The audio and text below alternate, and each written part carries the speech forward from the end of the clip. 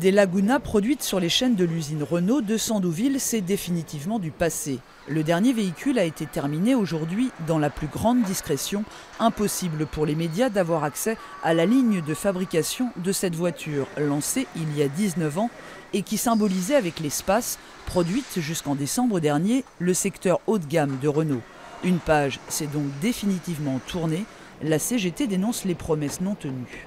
On avait demandé aux salariés de faire énormément d'efforts pour devenir l'usine référence haut de gamme.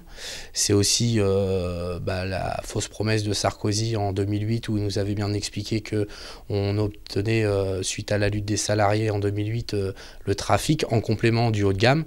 Aujourd'hui, le haut de gamme s'en va. C'est avant tout le constat d'un gâchis d'un outil industriel qui, je le rappelle, a été financé par les deniers publics, c'est-à-dire par les contribuables. Lancée en 2007, la dernière version, la Laguna 3, aura été produite à 351 384 exemplaires. C'est 5 générations d'employés qui ont œuvré à la réussite du haut de gamme chez Renault.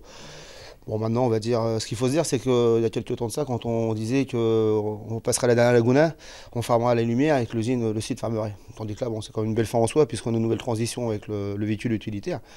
Et ça, c'est l'aspect important.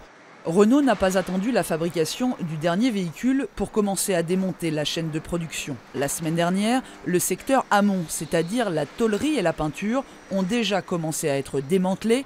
Une opération qui se poursuivra jusqu'à la fin des congés d'été.